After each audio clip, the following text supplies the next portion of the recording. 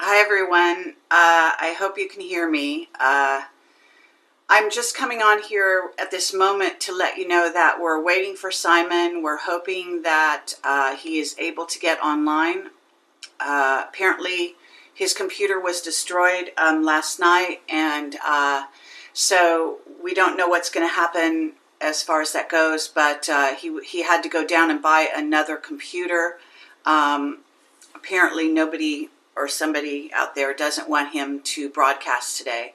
So, but I am getting the word from someone who works with him that we should be able to get in touch with him shortly. So if everyone will just stand by, I'm going to leave this on. You won't see a picture other than I'm going to put the poster on here, but thanks everyone for standing by. Okay, thank you.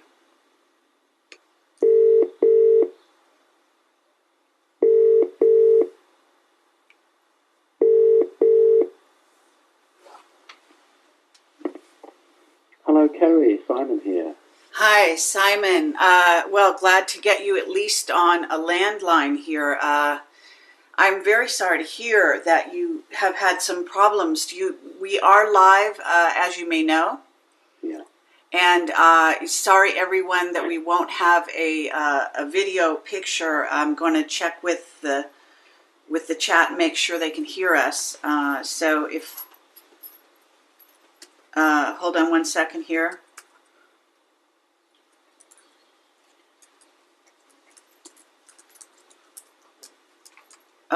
Okay, yes, it looks like we're being heard, so that's just great. So sorry everyone again for the delay as well, but here we are. We do have Simon Parks, and thank you, Simon, for going to the trouble. I'd love to hear what it is has happened in the last, well, few hours, I'm assuming. Kerry, somebody really didn't want this interview to go ahead, I think. I've had, various problems, as we all do, but today, literally, I have my computer fixed into my television screen, and this time only getting a black screen, nothing from the computer at all. So I've had to go and buy a laptop, trying to set that up. It's just one problem after another. So literally, without working Skype. So it's been hellish for the last 5 hours.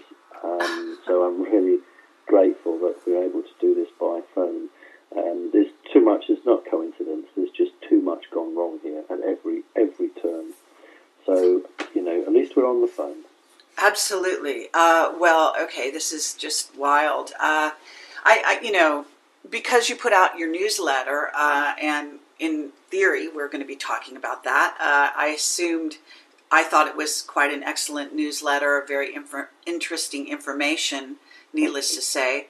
But since it's already out there in writing, it's fascinating that they don't want this kind of a sort of venue to happen. Yes, I mean, you can expect. We all get technical problems, and from one or two things go wrong. But this has just been an absolute avalanche of issues to literally hold us up, because this is the major interview today I was doing, and I think it's the subject matter. I think because you're well known for a start, and the subject matter particularly is incredibly sensitive. I'm talking about the Putin stuff. I know from other things that have happened, that some elite groups are very unhappy about this topic. So I'm sure that's what's done it. But anyway, we'll battle on, won't we?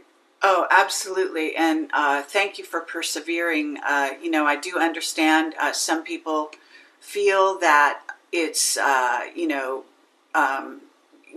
might have backed out at this point. They might have gotten the message. I'm sorry to say that. I get the message, but at the end of the day, this just makes me cross. I don't usually get cross, but I'm verging. I've left the annoyed bracket, and I'm now moving across to cross. So I want to get the message out, and if we can do it this way, then, well done to you for organising it. Okay, great. So let's just cut to the chase here. And first of all, what I'd like you to do, in spite of everything, and we've got quite an audience here, and it's building as we go. I do want to say that this will go on to YouTube afterwards, and we are recording this. And anyone out there who is has a camera and wants to shoot take a picture of the screen or focus it on the screen, shouldn't use the word shoot. If you could record this as well, because this is the kind of thing that we want to go viral whenever there's a pushback of this kind for a live event. Obviously, there's a power in going live because, in theory, once it's out there and it can't be taken back. So we want to put this out there, and we want to make sure there's no interference on my end. I do want to say, and I am apologizing for saying this, but I'm calling you with my Skype phone. I'm hoping this is not costing me too much money. You are in the UK and I am in California. So if anyone cares to donate to Camelot to make this phone call possible, it's fingers crossed. I have no idea what the cost is. So that's, it should be low, but that's the way it goes. So if you could give yourself a very brief introduction, and then we'll sort of launch from there. Okay, very brief. I went public with my experiences of ETs, some for pushing 5 years ago now.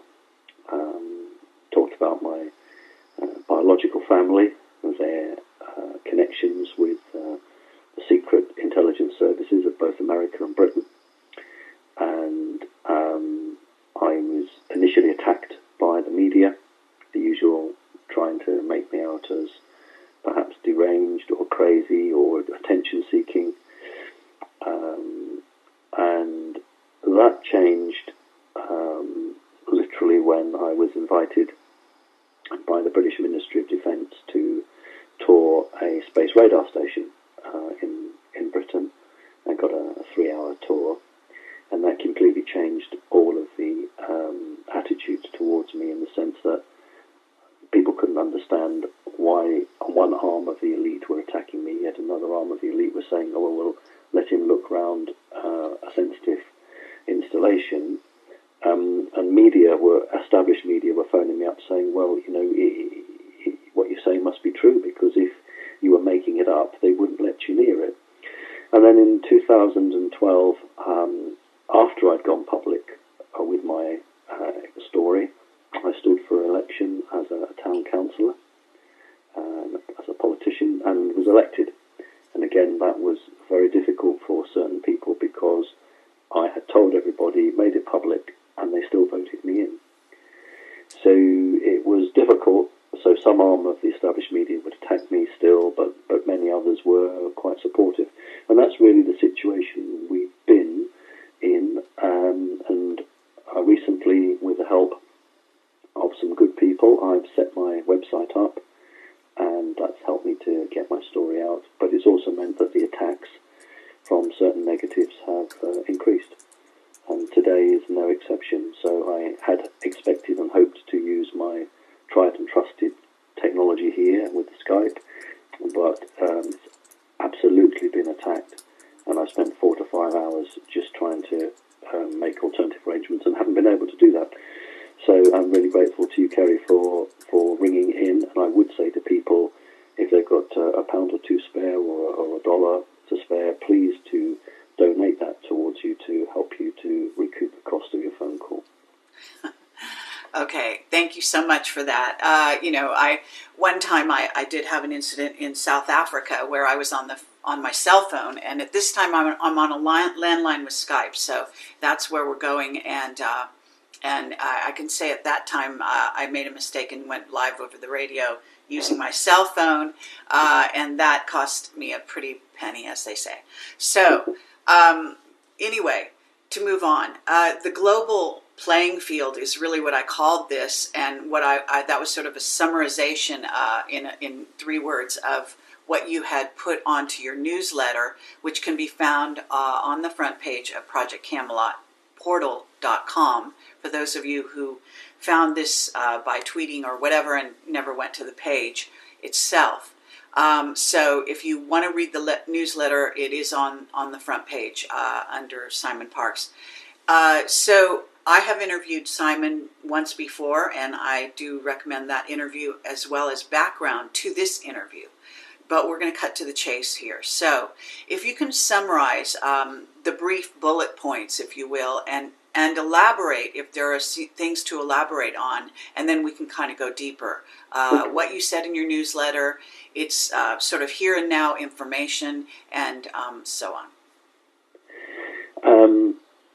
I think that the reason for the attack on my my sort of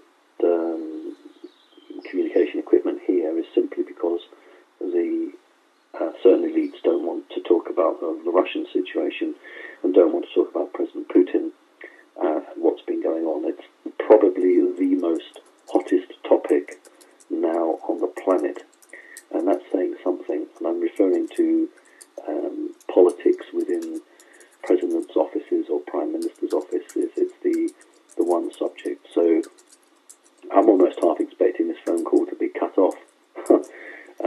So I think that's the subject we would chat about. So for people who haven't had a chance to look at the newsletter that I put out, I really spoke about what had pushed President Putin into finally signing the new money deal, the BRICS agreement, why President Putin had disappeared for 10 days,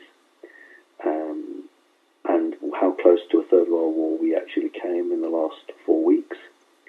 A whole host of things really, Kerry, and some really what many people would think were quite outlandish, but actually are deadly serious.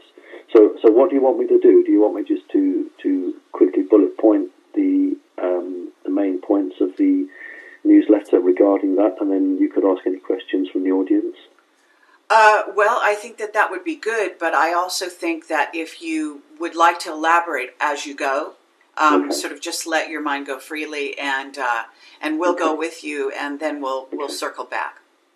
Okay. Well, as I unravel the story, I think people will understand why lots of very elite people wouldn't want this interview to go out, Kerry, because most of what I'm going to tell you, even people in the Truth Organization haven't actually heard, and it's quite bizarre, and you'd laugh at it, except it's so deadly serious that you can't afford to laugh at it. Right. If we go back to the situation, the troubles that occurred between the European Union, Russia, over the Ukraine, and the established media sold that as the people of Ukraine were rising up against the oppression of Russia and wanted to join the European Union. That's nonsense. It was a funded riot, for want of a better word, insurrection funded by the CIA for two things in purpose. The first is that under the Ukraine is a wealth of gas, and America would like to frack the gas under the Ukraine. And the second reason is that as a strong Zionist group that considers part of Ukraine their energetic homeland, for want of a better word, and so they wanted that to be removed away from Putin's control. This many months ago started what was a guerrilla warfare between special forces of the American military, Russian units, and a number of rebels. So that went on for a long time. It's the last 6 weeks that have caused very serious and difficult ramifications. People may not know what a VPN line is.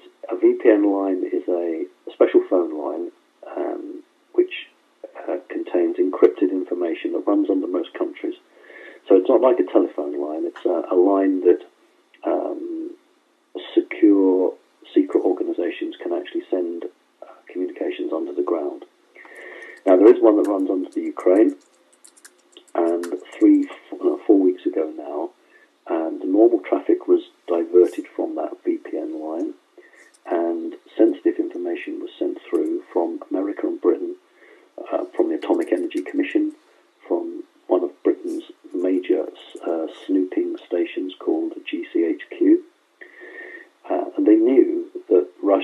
be able to hack this VPN line, and the intention was they wanted Russia to read this information. They were putting false information, and the information stated that Britain's nuclear deterrent, which is a submarine-based nuclear system, had targeted their missiles on Russia, on Russian cities. Now, thank God, and I'm using that word absolutely seriously, thank God Putin saw this for what it was. It was an absolute trick. He didn't retaliate at all, but understood it to be a trick. Within 4 days of that, a Zionist hit squad attempted to assassinate President Putin. That was foiled. Another Zionist hit squad attempted to assassinate President Obama, and if people want to go Google, you'll find that somewhere between 7 or 10 American lawmakers, senators, have been arrested.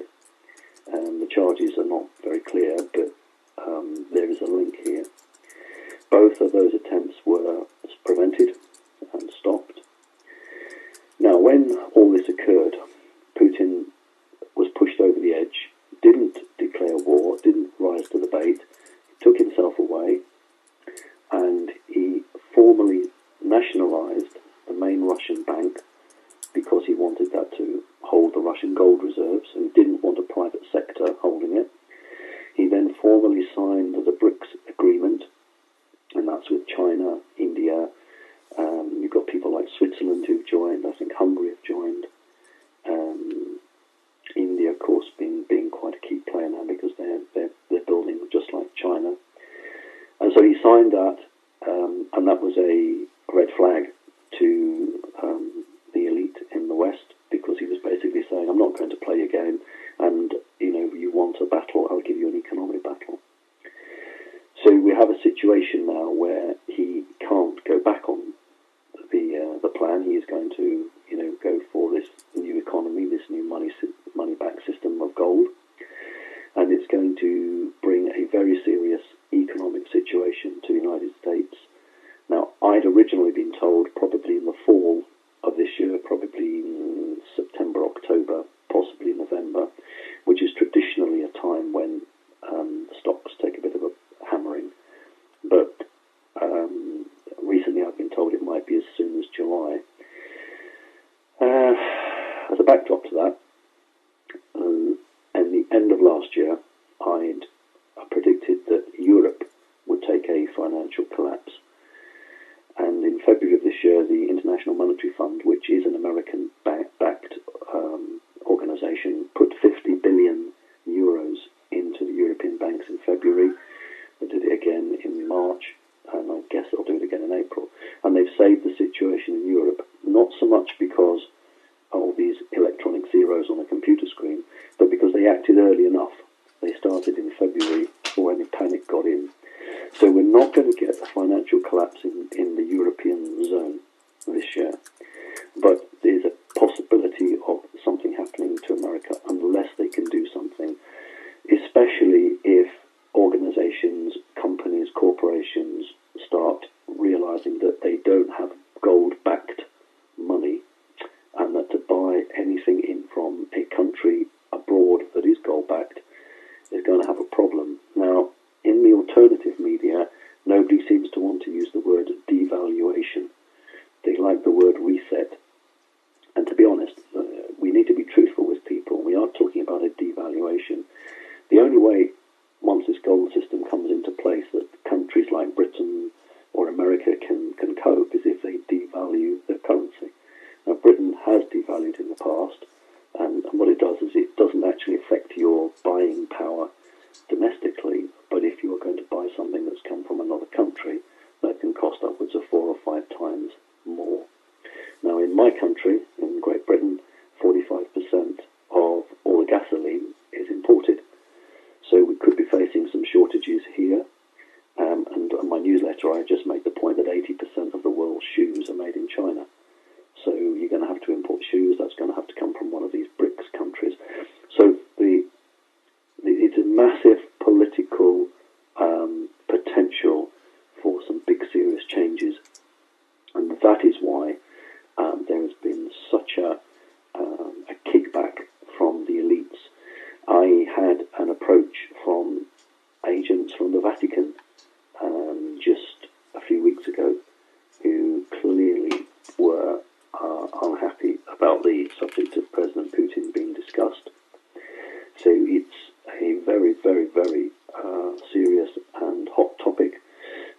just to finish off, then I guess that's why I couldn't Skype you today, Kerry. Okay, I will just tell you that I've tried to alert people on my Facebook page, and something in Facebook is trying to prevent me from posting anything more about this event on Facebook right this moment. So that's very interesting. Wow, what controls they have. There you have it in real time. Okay, well, this is, very, very important information, obviously. And some of the bits and pieces are known, are out there.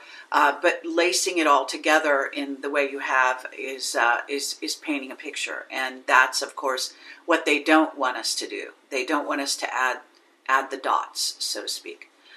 So let me ask you, Putin looked very pale when he returned. I have a back channel source who said that he was meeting with certain off-planet races that, when you do that, and I don't know if you feel this or have had this happen to you, but, that can affect your health. It can be difficult, when you, whether you teleport or whatever it is, you go into one of their craft or whatever you want to call it. Do you have any information on that? Yes, he most definitely did meet off planet, humanoid, benign entities. The change in his demeanour was more to do, to be honest with you, with the massive implications. If you know that a hit squad has, been sent to try and murder you, and you manage to stop that. If you know that another country is playing a game of poker with you and says that it's got its nuclear missiles pointed at your cities, you don't need disruptive energies from off-world aliens to make you feel a little bit dizzy or giddy. You've got quite enough from the humankind, thank you very much. So it was the enormity of what was occurring, and that he was the only one on the planet who was prepared to stand up to some of these very evil people, and I think that this took its toll on him. Yes, when you meet some alien beings, if you're not used to it, then the energies can be a bit disruptive. It doesn't mean they're bad, it's just their frequency is different. The energies from a fourth or fifth dimensional creature, if you're not accustomed to it, can make you a little bit shaky. So I suppose a combination of that probably would explain that, Kerry. Absolutely. Makes sense. Okay, so at this moment, there are other things going on the planet in addition to this. And I can say that I was looking at the news this morning. I know that the dollar has finally dropped. And people have been saying it's going to drop. It hasn't dropped a huge amount, I don't think. But there is a sign in the markets, as they say. So I don't know if you've been aware of that or had reports going on today. Yeah, I say to people, watch every day, get one of those apps on your phone that gives you the gold price. There's your answer, because the day before 9/11, United Airlines stocks changed dramatically. So the gold price is the best indicator of what's around the corner. But yes, if you look at the dollar, and then you're looking at what they call the money men, who are pulling out their worthless banknotes and trying to buy something else that's going to hold the value. So there's your answer. Look at the way the dollar fluctuates. Look at the price of gold and put two and two together. Okay, and this is something of a side issue to the total picture here, but it is crucial from the point of view of many people in the U.S. We have some live military exercises going on, actually starting here in April. There are reports coming from all kinds of people around the states seeing, various military goings on. And then we have things escalating. Apparently there's something going on. I think it's, if I have it right, somewhere in Minnesota or something like that. Recently, very soon, and then also in June, and then in July through September, everyone's talking about Jade Helm. You might have heard of it. Yes, I have. Do you feel that this is any kind of activity related? Yes, the National Security Council received a briefing from the National Security Agency some time ago, which showed that with 1 million cops, it'd be very difficult without the military to maintain any sort of control over North America. The report from the National Security Agency to the Council actually was very interesting, because it said that the report was that soldiers wouldn't fire on civilians, but the police would. And the element here was that military families are dotted throughout North America and are always fundraising for the military, and there's a huge pride with the military. And if most units were asked to fire on civilians, they wouldn't do it. But the police are, by and large, so hated and so detached from the community that the police wouldn't have a problem in shooting on local people. The difficulty for the states was that there's only 1 million cops. So when they did role-playing games, they did it all on computer, and they looked to see which cities or which states they could hold and which they would lose. And they worked out which of the ones they wanted to hold. And I think there's a big operation going on in California at the moment. California is one of the states full of alternative people. So is Texas. Texas is very, very independent people. So these were two states that Jade Helm were looking at to see how they would do that. The second thing is to try and make the soldiers feel more like soldiers and less like members of the community. The final element of it was to get the public used to seeing military on the streets. So there was a whole range of goals that they wanted to obtain with these exercises. They also know that this year and next year are crucial years for the development of humanity, for the level of human consciousness to arise, and this is just another effort to flex the few remaining muscles they have. So that's my take on it, Kerry. Okay, thank you for that. So moving on, can you look at the rest of what's going on out there and also tell me where you're getting your information? Is it coming directly from your ET contacts, or is it a combination of information that you're gathering from various other places? I only go public with information when I get the same info from more than one source. So when security services or very well connected people tell me something and that matches with what I'm hearing from off-world entities, then I'll go public with it, because one is backing the other up. Often I get one saying something and the other one either having no comment or having no knowledge or disagreeing. And in that case, I don't go with it. So anything that I've just discussed with you has come from at least 2 different sources. Okay, very good.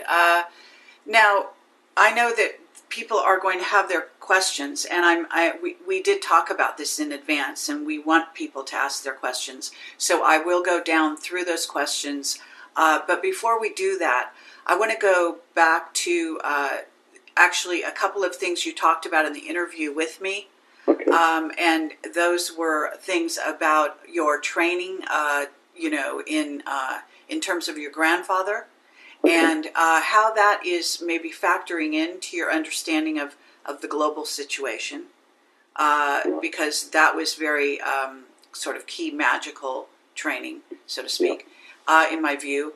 And then I also would like to go in the direction of flight. It was at 317. Okay, the number is escaping me, but the flight that was shot down over Ukraine that you said was headed was actually a Mossad operation that was headed to a Russian city, and any updates on that matter, and then we'll kind of move on from there. Okay. Right. when I was growing up as a young boy, I came under two earthly influences. One was my biological mother, who believed in magic but didn't believe in Satanism. And the other was my biological grandfather, who believed in magic but did believe in Satanism, and also was a member of the Illuminati in its true sense, its true guise. And both strove to train me to their point of view. One was very rigid and all-encompassing and very command and control, and the other one was more compassionate. And as a boy, I think this represented itself when I had to choose of the alien races, which of these alien races I was going to associate with. And I had the choice between a reptilian group, a Draconis reptilian group, and a mantid or a mantis group. And I chose the mantis group. And so I made a very, very big energetic decision that I wanted to be with a group that was more benevolent, by and large, to humanity than the reptilian group. And so that swung it. In other words, it dictated where I would go, how I would behave, and who or what could interact with me. Had I chosen the reptilian group, then I would have been a completely different kettle of fish, as we say in Britain. So I guess that my grandfather must have been fairly disappointed. But, that's what free will and the choice is. In terms of the Ukraine, the aeroplane that was shot down, you notice that the media have just almost totally lost it and dropped it because they didn't get out of it what they wanted. There was a dirty bomb in the cargo hold of the aeroplane, and that's why when it was shot down, it wasn't shot down by missiles, because the fear was that if an air-to-air missile exploded, it could actually activate the bomb. And that's why depleted uranium rounds were fired into the cockpit. So the bomb wasn't detonated. Now, it wasn't the sort of bomb that when it hit the ground it would explode, because these devices have a number of safety triggers, protocols, and it's not like a shell you put into a gun. It's not like hit by a hammer which ignites it. It's electronic devices. But a air-to-air missile, the heat of an explosion of that would have actually activated it. But a crashing aeroplane would not. And that's why it was shot down with cannon fire. The bodies that were found by the rebel groups, the bodies were reported to be drained of blood and to be many days old. So we can perhaps begin to imagine where they've been. But no, there's no more information coming out because the plan failed. It was thwarted, and it was thwarted because this group, who are actively advising President Putin, also warned him of the situation that was going to occur. So basically he was ready, waiting for that situation, and was able to deal with it. Okay. Now, let me ask you this. What is your timing? Because I will go to the transition to take the questions from the audience now, if you feel that, I want to give them 30 minutes of questions, if they have that many. If they don't, then I'll continue with my own. But what is your timing like? That's a very American thing. When you ask me that, are you saying how much time have I got to stay on the phone? Yes. I don't know, you guys threw us out at the Boston Tea Party, and we are very close in many ways, but sometimes the language both of us use is just completely alien to the other. Listen, I'll stay here as long as need be. We've got two issues here. One is how much is it costing you, and secondly, when someone doesn't like what we say and cuts us off. So listen, I'll be guided by you. Okay. Okay, excellent. Well, we're, fingers crossed this is being recorded, but again, let me put this out there. If you have a camera, you can point it at the screen and record this event and the sound, of course, most importantly. Or if you just have a recording device. I am recording this at my end with more than one device. but we want to make sure that this doesn't get lost somehow or interfered with. So I would just say that that's really important. I did a few weeks back. I did a very I thought was a very useful talk presentation, actually at a very spiritual centre, which was renting premises from a Masonic lodge. And I think I did about 4 or 5 hours of presentation, and the organisation told me that 3 of those hours disappeared. So literally on the electronic recording that was done, was videoed, they just disappeared in the camera. So they were attacked electronically before the chip, the SD card was taken out of the camera.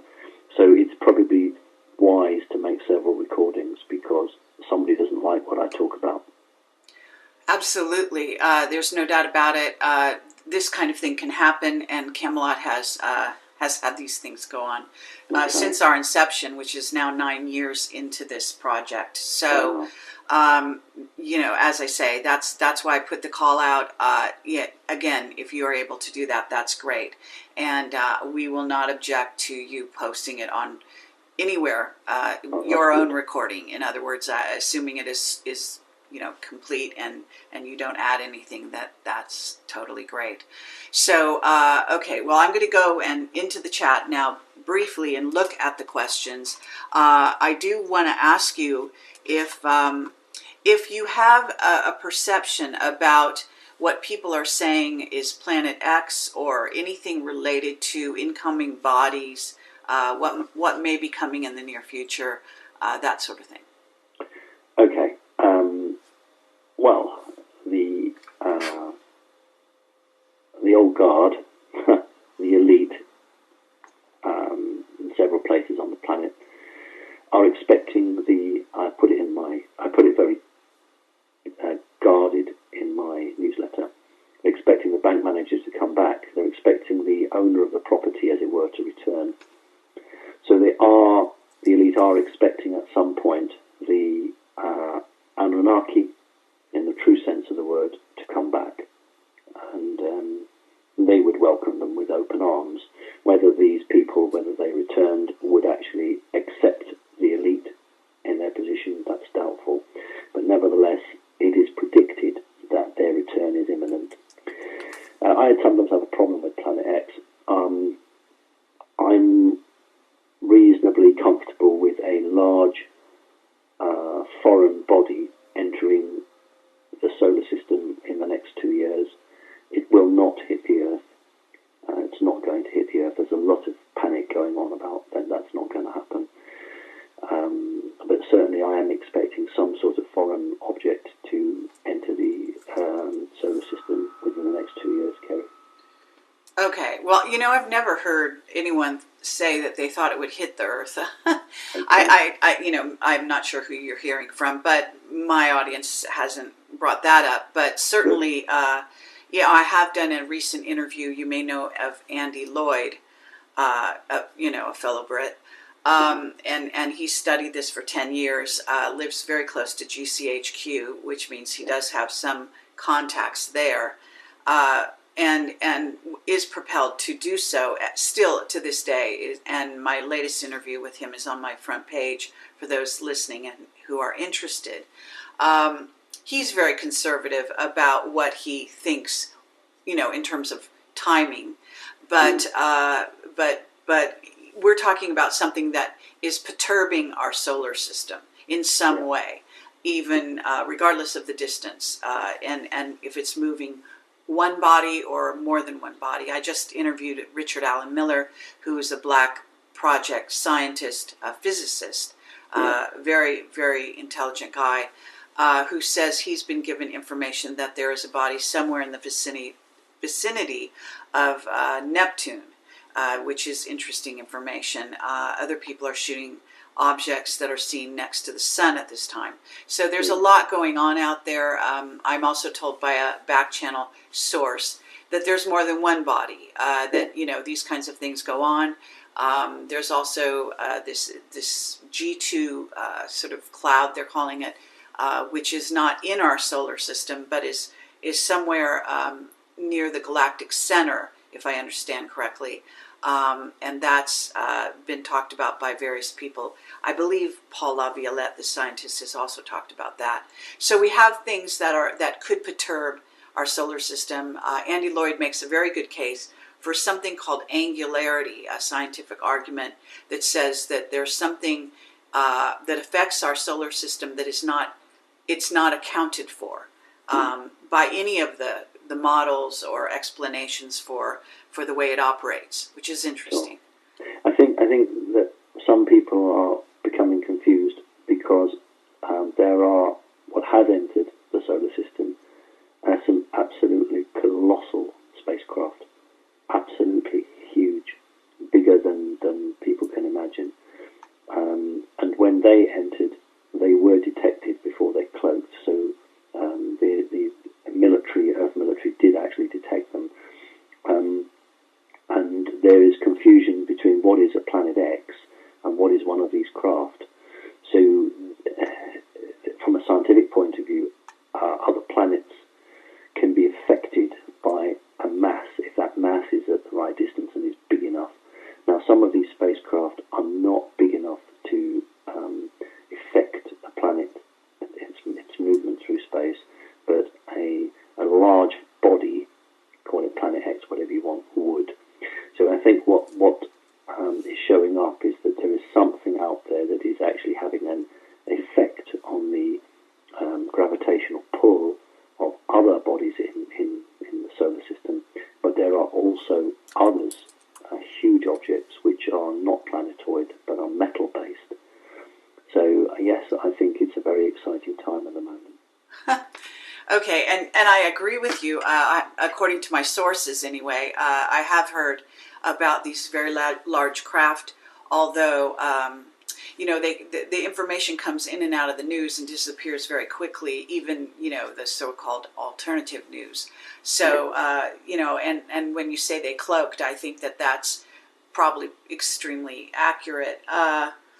Okay, so we have a very interesting playing field going on. We rarely get sort of up to the minute information, and so your position, in the UK, the fact that you do have credibility lends itself to people listening to this, maybe even outside the alternative sector, and that's why I sort of contacted you and wanted to go forward with this right away, because I feel that it's so seldom that we get, as I say, up-to-date information. We might get it, a couple of years after the fact. Camelot sees a lot of information that goes public that has been known even to Camelot for years. And so this kind of gap and this is a time when people need to know in order to make plans for themselves, their families, understand on a spiritual level also what is going on out there and here. Would you agree? Yes. You're the same as me. It's not about spreading fear or spreading panic. It's about actually saying that, if we have information which we believe is credible, then we are honor bound or duty bound to share that with like-minded people who then can do with it what they will. I mean, I've never signed up to the possibility of a global collapse or, an economic destruction. What I have said is there will be disruptions to power, disruptions to food supplies, but nobody will go hungry as such. We are facing difficulties, but we have to go through these difficulties to come out the other end. So it's in the short term it may be a little bit difficult, but in the medium and longer term, then it's going to be a positive situation. And I would just ask people not to go into this fearful or scared, but to actually go through it with a strong heart and say, well, I'm determined to come out the other end, and by goodness me, I'm going to do that. So yeah, that's what I think. Okay, excellent. And as I've said, I will take questions. So I'm going to look at these questions now. It's very compelling to be able to ask you on the spot these kinds of questions. All right. So someone is asking about the moon, whether if it was deactivated or removed from Earth orbit, would that be positive or negative for the planet? It would be negative in the sense that it would have an effect upon the oceans. It would have effect upon human life, because many people are connected to the cycles of the moon. Or what would be more advantageous would be to shut down any devices that are operating inside the moon, and to clear out any bases that would still be operational. So rather than get rid of that satellite, it would be much better to just remove it, demilitarize it, and just have it as a lump of rock with nothing else. Okay. All right. So let's see. Someone is asking, I guess, about what are being called the blue avians. I think, actually, I think it's Corey Good, someone who came out on the Avalon Forum originally, who has now got his own website and come out under his own name officially. I think it's him who is putting out information about a race of beings that are on the edge of the solar system, or said to be incoming towards Earth at this time. Have you heard any of this? Yes, I'd agree with it. I think it's given the negative elites quite a nasty shock. I think when this race was first mooted or detected, I think it was considered to be of a negative alignment, but the creatures that you refer to as blue avians are rather more positive towards humanity than was first thought. And so this is another headache for the negative forces on Earth. Okay. Now, another question in the chat. Swerdlow says beings from the Kuiper Belt are sabotaging CERN, but also says the Kuipers are working with the Nazis. So does that make any sense? I've got a lot of time for Stuart, of course, because I've shared a platform. We've spoken together in Britain a couple of years back, and Stuart's a very genuine person. You know, he has the experience. He certainly was at Montauk, and like me, he's seen a number of quite exotic and unusual aliens. There's a number of benevolent forces now sufficiently concerned about CERN to have taken action against it. The listeners may actually remember that I was one of the first, I wouldn't say I was the first, but I was one of the first 3 years ago to really highlight the issue of CERN, and did a video presentation on it, and reported that it didn't work on the 21st of December 2012, when it was due to activate and have a negative effect on what people call the ascension process. Now, since then, it's had, to my knowledge, 3 malfunctions. One is absolutely wonderful. Americans were building one end of what we call the tube, and the Europeans were building the other end of the tube, and they had calculated the difference between American inches, feet, what we call imperial, and European centimetres and millimetres, so they thought they'd had it worked out. And when they came to the final bit, they found that somewhere had gone wrong, and it was completely out, and when it was dropped into position, it bent and snapped. There's also been melting, overheating of certain parts. So, as I predicted 3 years ago, this device will not be allowed to operate. It's too harmful to humanity, and it mustn't be allowed to activate. Stuart's always maintained that there are alien races, hopefully benevolent to humanity in the Kuiper Belt. What was the bit about?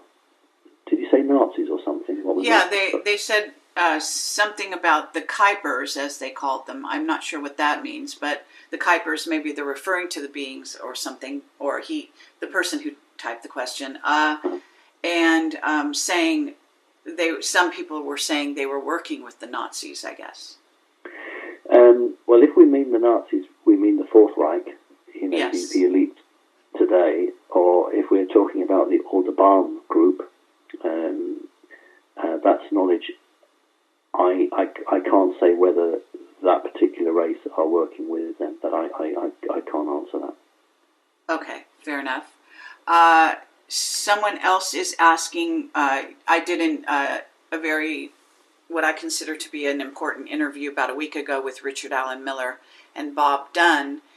Richard Allen Miller was really in something, I think, to some degree out of character, because he was very carefully on message, so to speak, and he's usually, his mind is so fluid that he can go in all kinds of directions with very little encouragement. So in this case, he was really stressing sort of the crucial time we're in, and he did mention that he felt that whatever changes were coming, that he believes that or has been told, and you know, kind of have to weigh that yourself, but as a physicist looking at the situation, keeping that in mind, that there may be a coming ice age sometime around, if I got it correctly, maybe 2017 or later, as a result of some of the other things that are going on.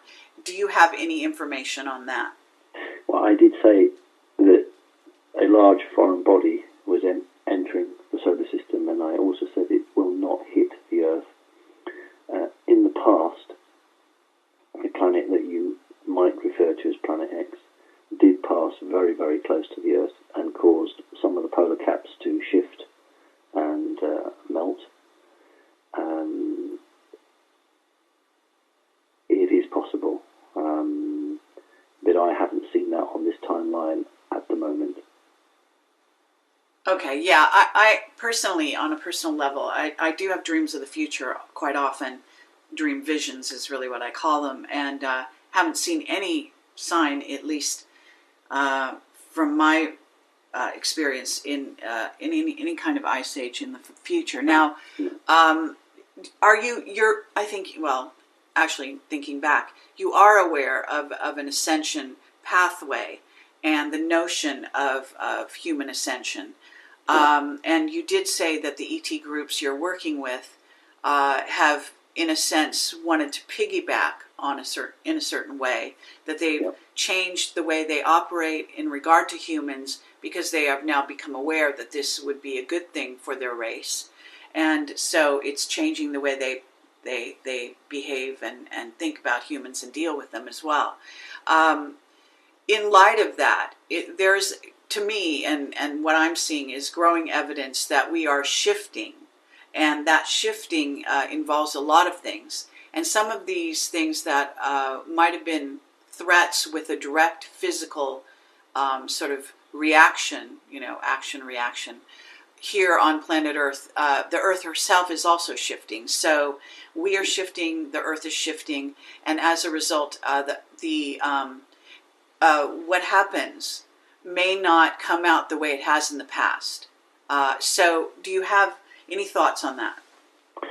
The Earth never forgot its covenant with humanity. Many thousands of years ago, when humans were technologically ignorant but spiritually far more evolved and advanced than they are now, and many communities were able to communicate with the energy of Earth, whether it was through stones, rocks, trees, the animals, or with the Earth directly itself. And in those days, the planet loved the humans, and it saw them as not just something on its back, but it saw as something it had given birth to. Now, this day, we've got very few people who understand the Earth or care about the Earth or try to communicate with the Earth. But very, very fortunately for humanity, the Earth has not forgotten its covenant. So all humans have the potential, if they so desire, to reconnect with what they're really about. I talked about the ascension process. I use the word, I'm as guilty as everybody else. I use the word because that's the word that is understood. But it couldn't be more wrong. It's not an ascension process, it's a drawing down process. Over every decent living human creature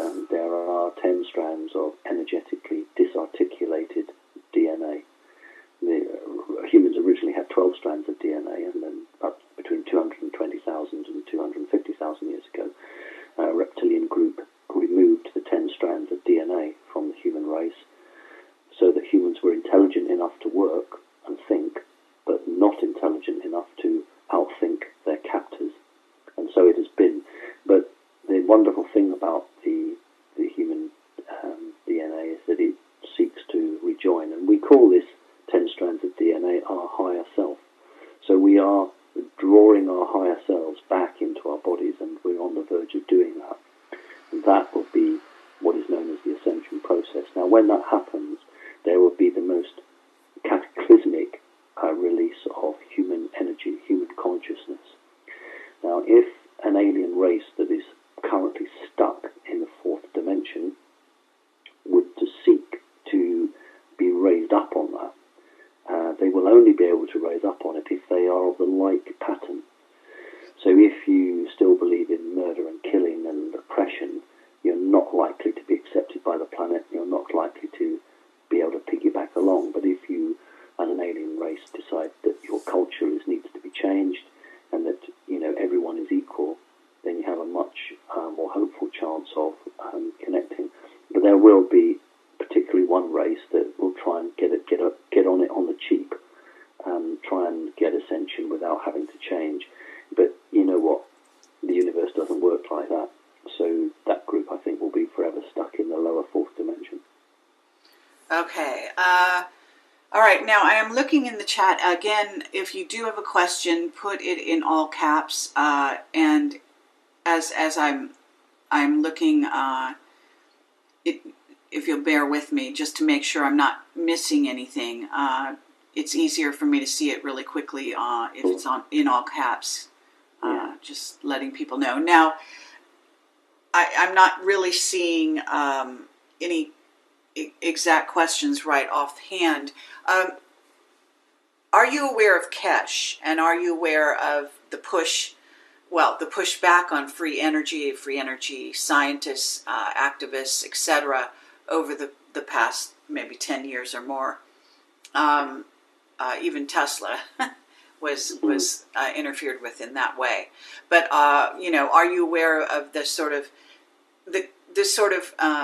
I guess you might say the crucial kind of crisis that we're really coming into, which is a sort of an energy war that has to do with oil, the free energy, and Japan and Fukushima factors into this whole scenario, as you may know, and so on. Would you have something to say in that regard about what's going on there? I would. I would say within the next 5 years, if all things go to plan, free energy devices will be available. Okay. Within the next 5 years. They are an absolute crucial element to the salvation of humankind.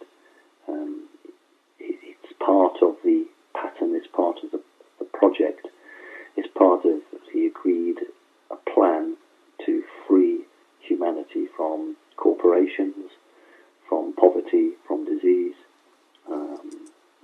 And, it's a relatively cheap thing to set up.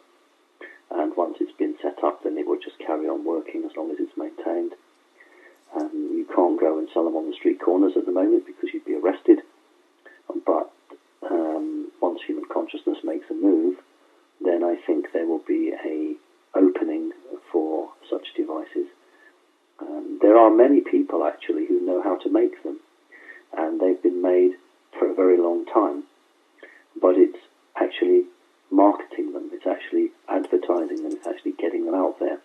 That is the element at the moment that's being stopped. You mentioned Tesla. Tesla was an absolute genius.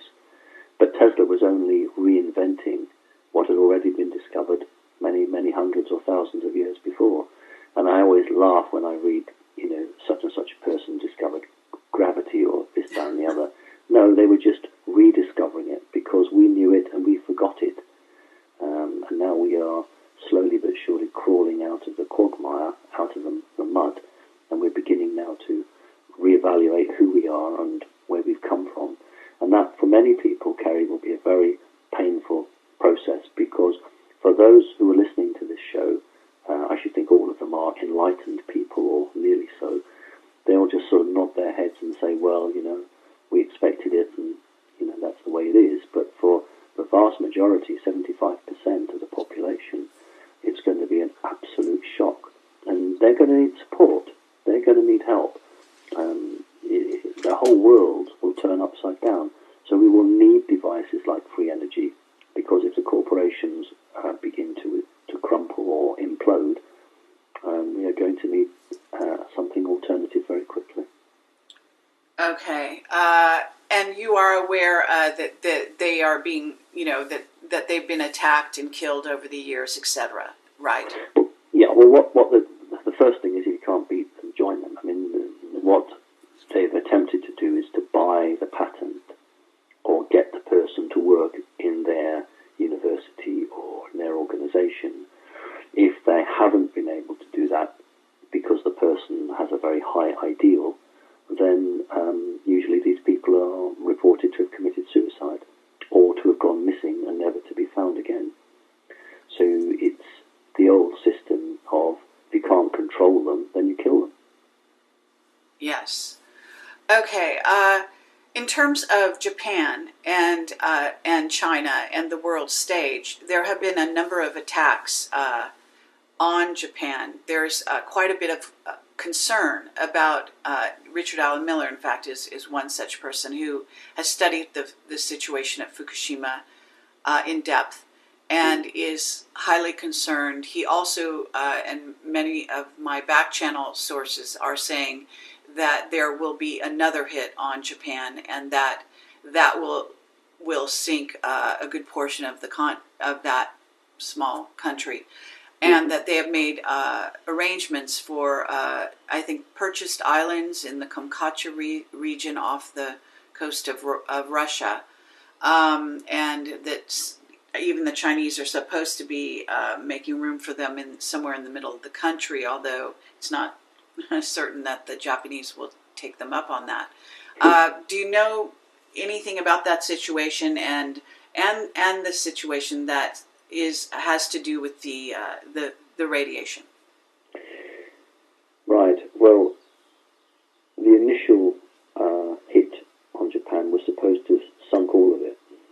The whole object of that was to take all of the country down in one go, and the off-world intervention prevented that. And it's actually off-world intervention that's acting like a bubble at the moment over that area, which is preventing it from really escalating to the point of view that it would be absolutely dire for humanity. So that's one thing. The second attack has been planned, simply because they wanted the whole of the islands to disappear. The reason they wanted the islands to disappear is because when they've looked projected into the future, this is what the Orion Cube gave them when the Roswell spacecraft crashed. The two Roswell spacecraft crashed. They obtained what some people call the Orion's Cube, or the box, and this allowed them, in conjunction with other technologies, to start to access time in a different way from perhaps the more traditional routes they've used at. And they foresee that the sinking of Japan puts America on the best timeline. So that was what that was about. It wasn't about punishing anybody individually, although there are arguments between the white dragons and the black dragons or the red dragon societies, which do spread into Japan. But the reality is that it's felt for the elite of America that their best timeline would be with no more Japan. In terms of the radiation, I'm looking to the Earth to begin to evolve some form of mutation or immunity of the creatures in that location to be able to survive that radiation. However, we seriously need some off-world intervention within the next 2 years before the poisoning is too great. So I would agree with whoever you just mentioned from a scientific point of view. Okay, Richard Allen Miller. Well, yeah, I would agree with what he said. Yeah. Okay. Now, I'm looking. Someone wants to know what's the best thing we should be doing right now to prepare ourselves for the coming world events, and also in terms of spiritual ascension, or bringing down a connection, a full connection with one's higher self. I'll paraphrase that. Right. Well, this is not about fear. This isn't where you go and dig a bunker and go and take your gun and hide down there. That's exactly what we don't want, because then we're just bringing it on ourselves. What we can do is say, look, the potential disruption would only last between 4 weeks and 6 weeks before there was what the alternative media refers to as a reset. And I don't think there's any harm in getting enough bottled water for 4 weeks or 6 weeks, enough tinned food. The canisters for gas that you can cook on, and if you've got a cat or a dog, get some cat food or dog food in.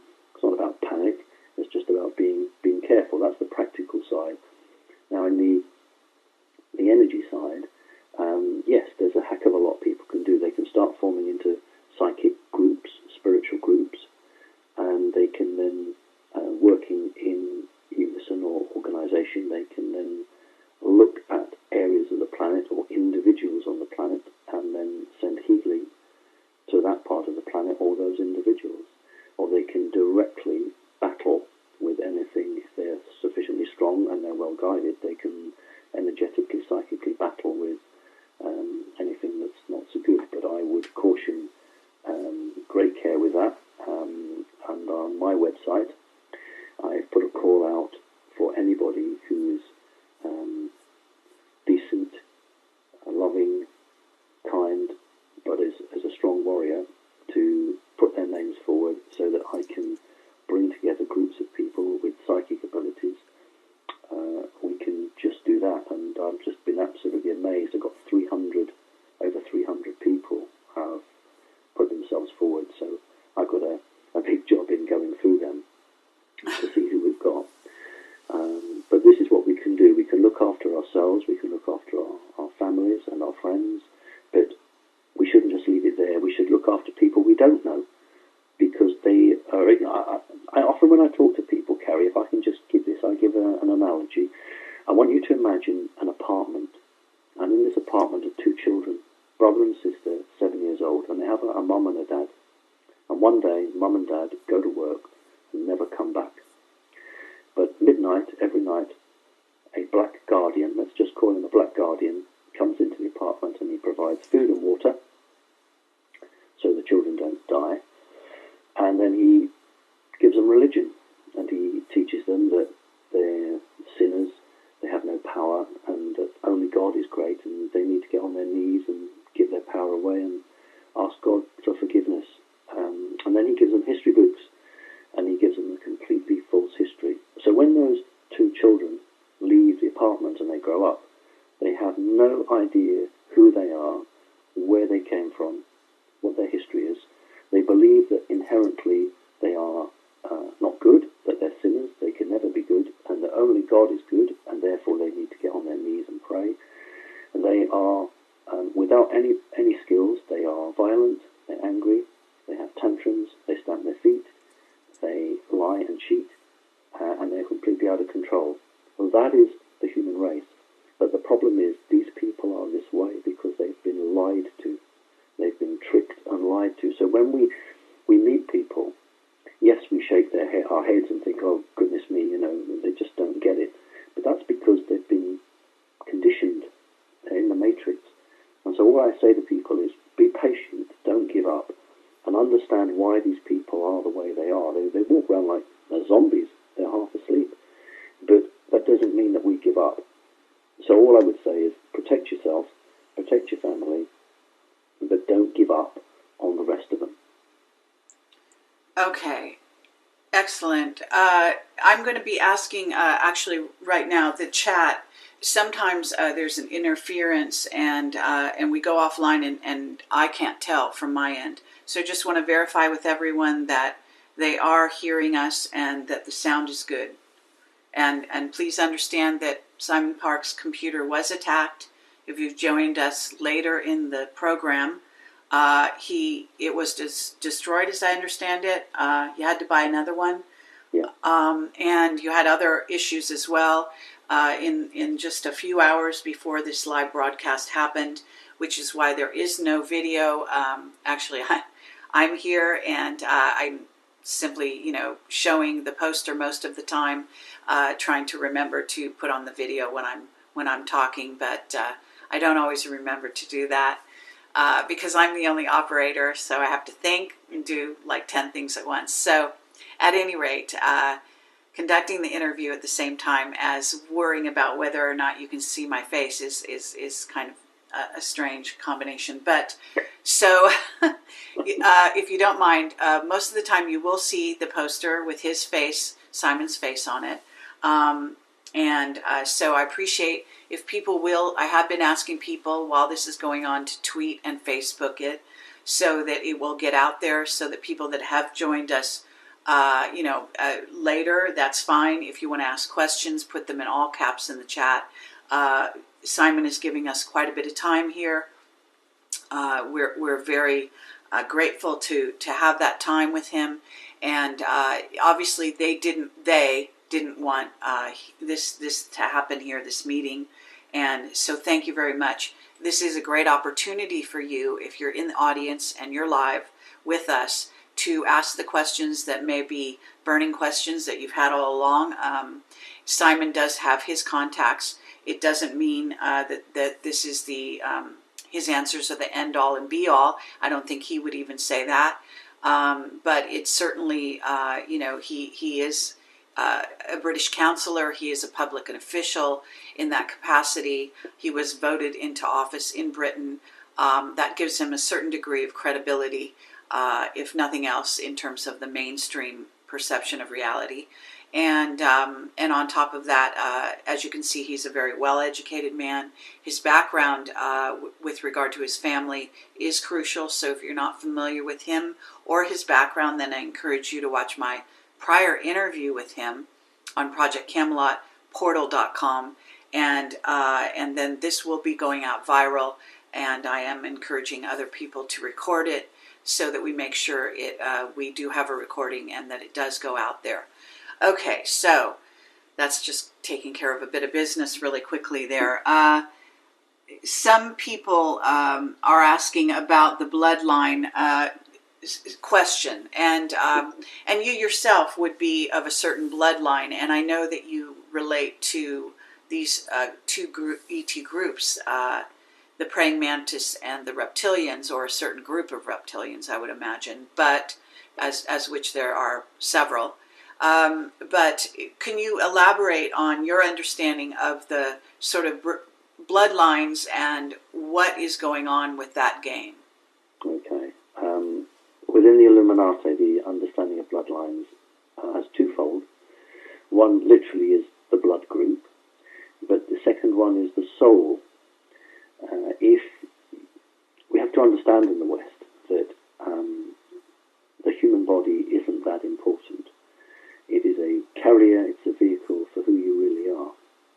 Your soul reincarnates in bodies, depending on the case, but it can be many, many, many times.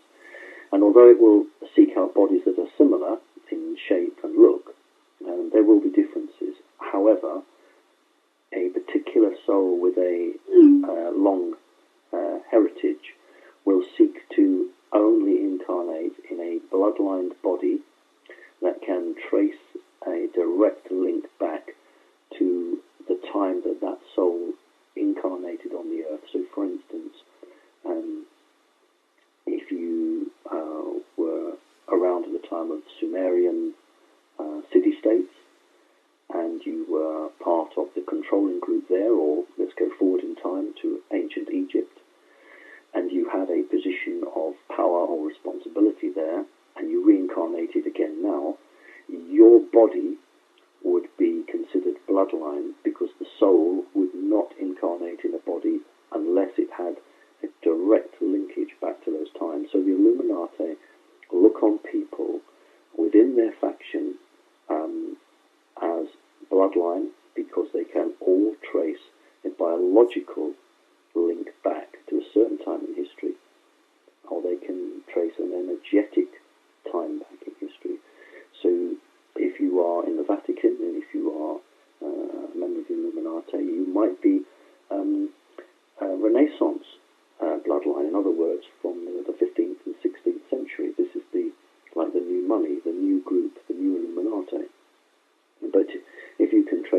going back, right back 3, 4, 5,000, 6,000 years ago, then you are considered old Illuminati. And this is where you get the splits in power between different groups who representing the old timers, the old guard, the old-fashioned, and then the new group with their new ideas. So bloodline for these people is absolutely important. You can't join the club unless you are bloodline, and there are tests that they do for that. I hope that helps, Kerry. Absolutely. I'm sure people will find that very interesting.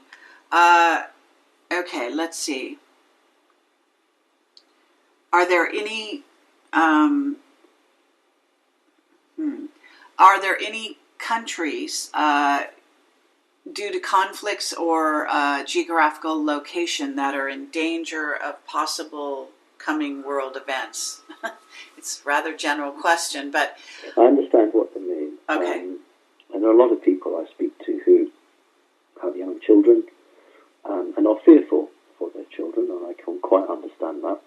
Many people on the east coast of mainland US have concerns about part of the land being swallowed by the oceans. Some people in small volcanic islands are very concerned.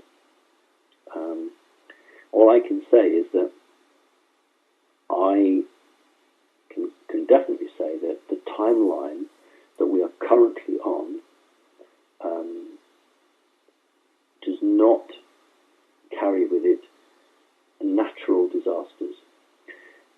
15, no more now, 20 to 25 years ago, the Earth was on a timeline that potentially could have seen much of the mainland United States submerged. We are not on that timeline. That doesn't mean that devices can be used to sink. We talked about Japan. That's a person-made or a human-made disaster. But I'm not seeing cataclysms in the shape that we could have predicted 25 years ago. okay. Let's see. Let me ask you this: Do you have visions or dreams of the future? Do you feel, or do you get information about the future coming to you from your ET contacts? How does it happen for you that you might get information in that regard? I've only, in my life, I've only ever had one UFO dream. No, I don't get my information via dreams. Many people do. And I don't get it through the traditional understanding of the word channeling. To my knowledge, only 2 people have ever detected a portal around me. Only 2 people have seen it. I have a portal that connects me. It's not that unusual. There are other people that have portals, and it allows a two-way information that cannot be hacked. The problem with traditional channeling is that can be hacked, and you think you're channeling one particular group, whereas really another group has got in there and is passing stuff or disinformation down the route. But with a portal, it's a secure network that links you to wherever you're connected to, and the information I obtain in real time is through that. That's a much cheaper, easier way for off-world people to communicate. It's quite a risky business these days to actually appear either energetically or physically to talk to you, but that still can happen, and I do get that from time to time. So no, it's not, in my case, it's not really through dreams. Okay. But in terms of the future, when you look at the future, do you see a positive future for Earth and humanity, and but also do you also see a sort of I don't know, for lack of a better word, a culling happening where some people are transitioning out of this sector, leaving their bodies in essence through various, whether they be smaller cataclysms, tsunamis, etc. Do you see, or have you heard, or gotten this information at all? Right. What is happening over the planet is that people are beginning to see through what we call the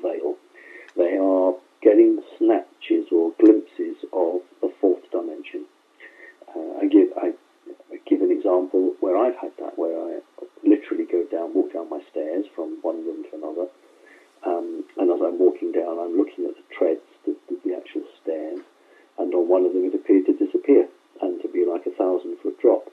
Now I know that there's a physical stare there, but when my brain is trying to make sense of what my eyes are seeing, when combined with what I'm energetically seeing, the two are not working together, because one part of your body is designed to understand and communicate with a 3D reality. Another part of your body, when activated, is designed to communicate and activate with higher realms. So it's very, very confusing for people who are on that transitional phase. And when I walk down the stairs, sometimes I end up jumping over the stair, because although in reality I know that it's going to be solid wood, it looks as if it's a 1,000-foot drop, and then when I look back, it's just normal. This is happening all over the place. People are, for split seconds, leaving the third dimension and accessing another realm. Now, I want as many people as possible to have that opportunity, to take that opportunity to make it happen, so that they can evolve and connect with their energetic DNA, and so they can move on and start to become what humans were really always supposed to be. But I do understand that it's choice, and a large number of people will choose through fear not to do that. They won't want to do it. They're quite happy being in their world, and they would wish to stay there. However, we need to add to that the changes that are coming physically, because there may be a big feeling that people don't want to stay in this world anymore as it is, and they want to be part of a world that changes. So I don't just see the New Age argument, which is people suddenly dynamically change and go and live in the fifth dimension, and all sweetness and light, and we all grow wings and we're all fairies or whatever, and that's fantastic. That's not going to happen. The reason it's not going to happen is that we have to experience each dimension. It's like a ladder. There's no, like snakes and ladders, you don't throw a double six and get another go. We've got to go through all of these dimensions to learn them. And just from a scientific, practical point of view, the distance, the difference between the third dimension and the fourth dimension is huge. There's less so between fourth, fifth, sixth, seventh, eighth, etc., because we're talking about time and space. Our concept in the third dimension of time and space is totally erroneous. In the fourth dimension, time and space is completely different. So the leap of consciousness from the third to the fourth dimension, just trying to get your head around what is happening to time, that will be too much for many people. But once they've done that, then they will successfully be able, in the years to come, to go through the fifth and the sixth dimension, because they've broken through the big barrier. The third dimension is the hardest dimension to get through. And finally, that is why so many off-world entities incarnate on the planet Earth, because if you imagine you're a sixth-dimensional creature and you have telepathy, telekinesis, you don't have any problems because you have your own internet. You have a problem, you just speak to Fred down in the Neptune and ask him, what do you do?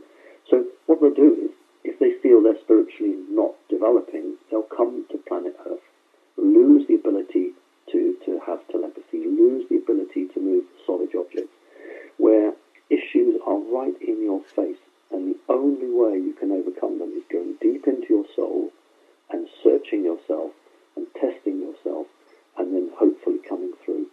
So that's why so many creatures come to planet Earth to develop and change, and many of them suddenly realize that they have a connection to humanity and that they want to help humans and they want to help the planet.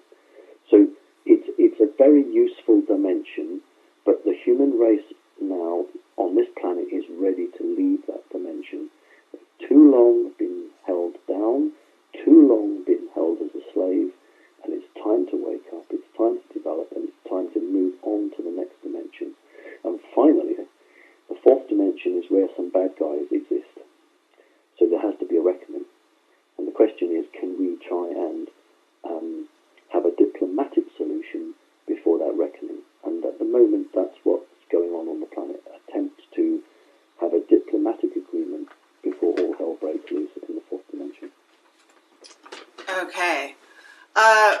what about solar flares and EMP and in other words, a man-made situation? Have you heard about a planned, for example, EMP?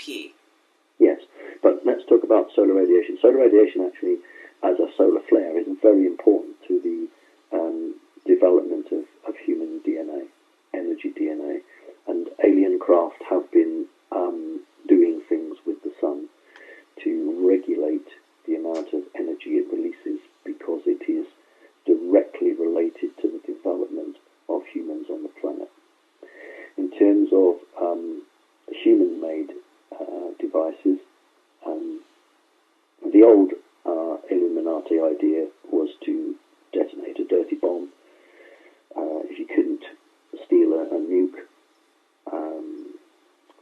there's a group of Zionists who really would like to do that. But the latest view, I think we talked about this, Kerry, when we met, drone aircraft now are suitably advanced that they can carry quite a bit of weight, and the idea is to have EMP generating devices in drone aircraft, and then to use them to knock out crucial elements of the infrastructure of certain countries, and to basically push the Earth into a dark age. That is one of their crazy plans.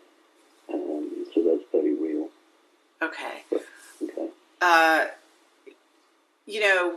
To circle back, when we talked about what appears to be, I guess, a British initiative to deceive Putin into, I guess, making some kind of first strike that would then sort of escalate World War III.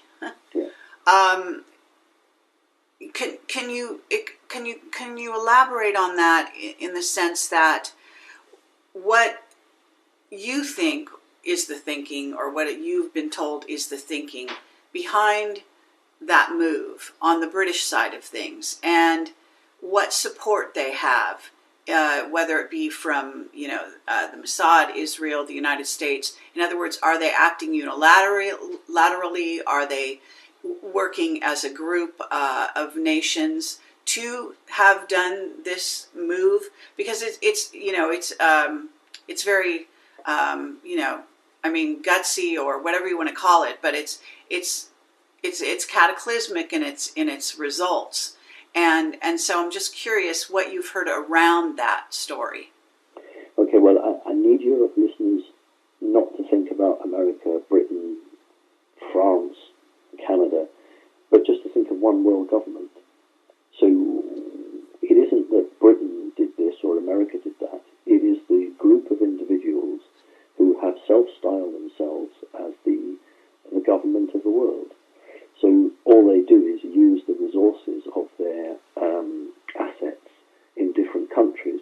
Now, just as America was absolutely determined that when it attacked Afghanistan and when it attacked Iraq, it wanted Great Britain side by side with it. And in fact, it's not widely known that when the British Prime Minister of the day, a man called Tony Blair, took a phone call from George Bush telling him that he was going to attack Iraq, and there was a huge argument between the President and the Prime Minister, because the Prime Minister said, but the 9/11 was caused by people out of Afghanistan. And the President replied, there's not enough targets in Afghanistan, so therefore I want to go there. And that country, or that, I won't use bad language, tried to kill my daddy. The people will know that as Iraq agents attempted to kill George Bush Sr. So the deal was that Britain would support America, but only if the timetables changed. They had to attack Afghanistan first, and then Iraq afterwards, whereas America wanted it the other way. But the price of British support was it had to be in that way.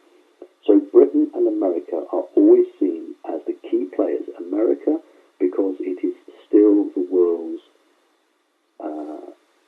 major power militarily, but Great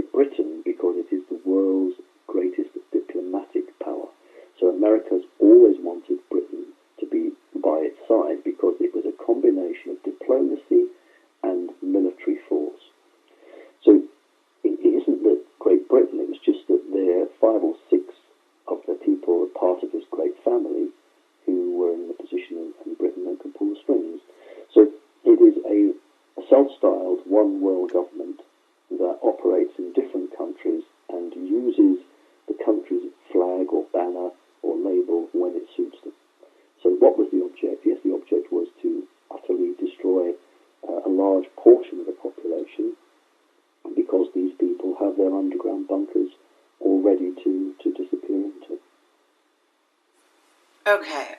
Now, have you been told that, with the death of all the bankers, and certainly these were hits, but can you talk about what you may have been told in that regard, as well as what you know about the elites who are not going into underground bankers, but are in fact going off planet? Right. Are you saying bunkers or bankers? I couldn't quite hear you. Oh, bankers. Bankers. The death of all the bankers. Yeah, well, most of them were assassinated because they could name names, and they were on the position of their consciousness was getting too strong for them, and they were going to perhaps start talking, and it was considered that they were a liability. Some of them have actually been hit by what you call the white hats. People tend to think of the white hats as, again, all sweetness and light, and that's not always the way it is. So a number of these bankers have been taken out by both sides. In terms of the good guys taking them out, it's because they would have looked at the timelines and seen that some of these people were destined to rise to a very high position and, to try and entrench the status quo. But most of these people have been taken out by their own side, who are fearful that they are preparing to name names and explain what's going on. But these people who are, let's be under no doubt, these are middlemen. These aren't the top, highest rank. The system hasn't collapsed, you see. The elite are still there. They're still controlling. And I always try to say to people, look, we're hearing every day that, this person's been arrested and this person's been gone, etc., etc. But you have to understand that these are people who are being thrown to the wolves, as it were. They are being offered up so that the people who really make up the top echelon believe that they can survive because they have thrown these other people out. Now, lastly, off-world, that's very interesting. I would just say to people, where do they think all the gold is going? Because a lot of the gold is being taken off planet, and has done. It's a historical thing. But in recent times, a vast amount of it has been taken off planet, and there are some people who believe they can make a better world, better life for themselves and their families in another world. I'm not talking about jolly old Richard Branson, running missile trips around the moon, and you can pay huge amounts of money to, have a tourist holiday around the moon. I'm talking about proper bases where you can actually have a decent life.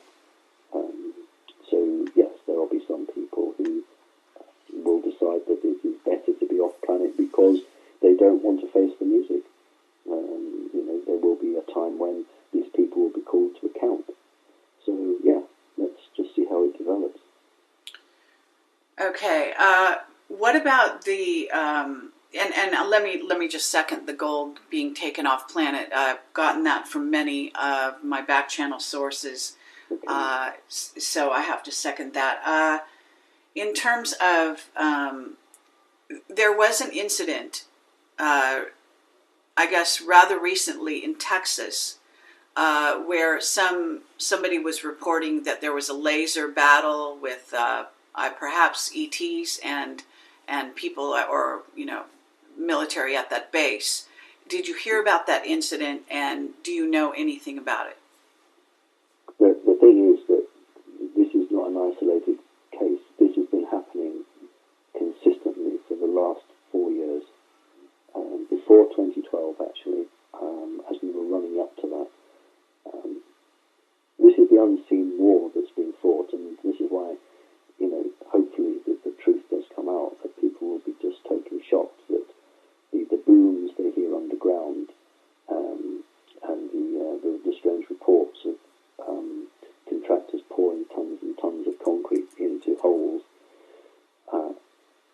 it is an ongoing battle. Different groups are being given ultimatums. They are either agreeing to withdraw or they are staying put, and then a battle occurs. There was a very interesting situation much closer to home for me in London. Those in the Truther organisation will have some knowledge that near an underground station, tube station, metro station in London, smoke and flames were seen to be coming through. And this is another underground facility that has been dealt a blow. So the one in Texas, I don't believe they were laser rifles. I think they were more like a plasma weapon that was used from the descriptions that I've been given. Although there are laser rifles used, but it's usually the colour of the beam that comes out. Based on the descriptions of the colour of the beam being fired by these weapons, I wouldn't think they were laser rifles. I think they were more of a plasma type weapon, but I suppose that's just by the by. So, yeah, Okay. the situation in Texas was a situation where a group of hostiles had been given an ultimatum. They didn't agree to that ultimatum, and therefore there was a confrontation, and that's often what happens. You know, I don't want your listeners to think that these bases are blown to pieces and people are, or creatures are willfully killed. They are given ultimatums and they're told at a certain time this situation will occur. And then sometimes they withdraw and other times they don't withdraw. And that's just the way it is. All right. Let's see. The changing of the financial system and, in essence, the date of the switch. It seems to be escalating. Obviously, the Bank of China and all of these things going on, as well as the latest things that went on with Putin, etc., that we started this interview talking about. Can you talk about what exactly, in terms of an exact, do you have any exact date? And do you have any information of a group of dates or whatever which have to do with the dollar and, you know, the drop of the dollar, etc.? And is there something you can talk about in terms of, or elaborate on, in terms of what you know and China's role? Right. No, in short, the dates are largely dictated by what the controlling group in the US and Israel do. Putin and China and the group have always been reactive.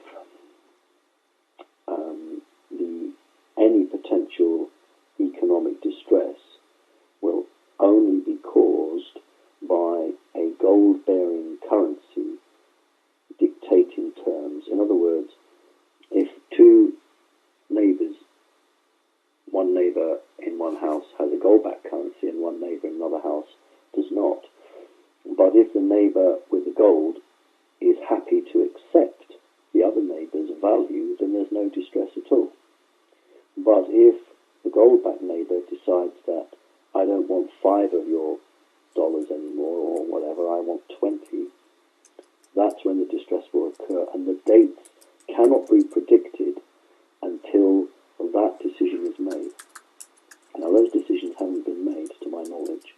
All that's been made is that this will go ahead, and it's something like 35 countries is the target that China and Russia have set to gain 35 signatories to the new BRICS agreement. And then when they've got the 35 signatures firmed up, then they will then proceed to what you would call the first date, which would be the inaugural launching of the currency. So any potential collapse dates cannot yet be calculated because energetically that decision to declare the inaugural date of the gold currency has not been made. China's position. China does not have the same drive that Russia has. Russia has been treated terribly by America, and so Russia is looking to extract revenge. I don't think we should underestimate that.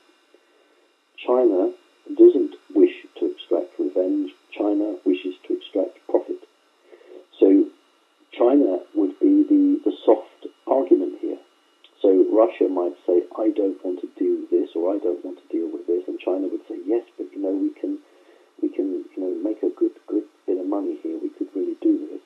So they have different ideologies in relation to what they want out of the situation. Russia wants independence, and it wants to see America reduced in its capacity to command a big say in the world.